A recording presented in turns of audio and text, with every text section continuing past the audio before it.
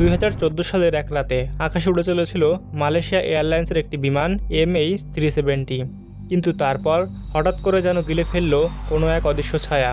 আজও বিশ্বের কাছে সবচেয়ে উন্নত প্রযুক্তি দিয়েও আমরা এর উত্তর খুঁজে পাইনি।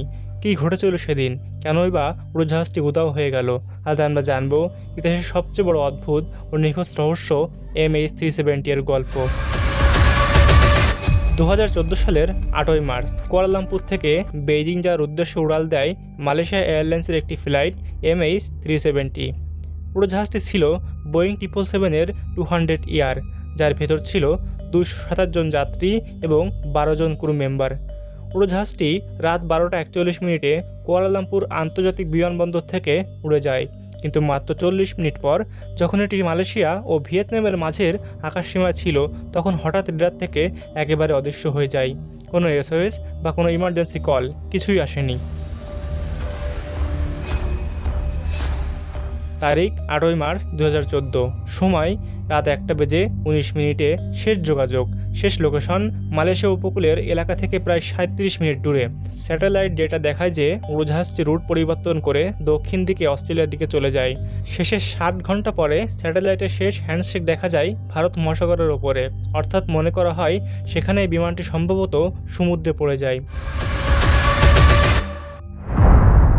পাইলট ক্যাপ্টেন জাহারির আহমেদ শাহ, 53 বছর বয়সী অভিজ্ঞ পাইলট। কো পাইলট ফারিক আব্দুল হামিদ, 27 বছর বয়সী কম অভিজ্ঞ। যাত্রীরা ছিল বিভিন্ন দেশের নাগরিক, চীন, Malaysia, Indonesia, Australia, Bharat, France সহ আরও অনেক দেশের। অনেকেই সন্দেহ করেছিল ক্যাপ্টেন জাহারির মানসিক অবস্থার ওপর, এমনকি বলা হয়েছিল যে তিনি সম্ভবত নিজের ফ্লাইট সিমুলেটরে এমন একটি রুট প্র্যাকটিস করেছিলেন যা MH370 এর শেষ রুটের সাথে মিলে যায়। এই প্রশ্নের উত্তর আজও স্পষ্ট নয়, কিন্তু কিছু জনপ্রিয় তত্ত্ব রয়েছে। থিওরি 1, ককপিটের কেউ ইচ্ছাকৃতভাবে বিমানটি অপহরণ করে রুট পরিবর্তন করেছে।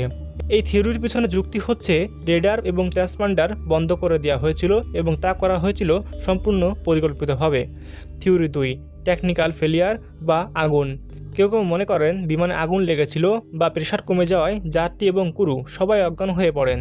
থিওরি 3, সাবোটাজ বা সন্ত্রাসবাদ, কিন্তু এমন কোনো দাবি প্রমাণ করা যায়নি যে এটি কোনো সন্ত্রাসী হামলা ছিল।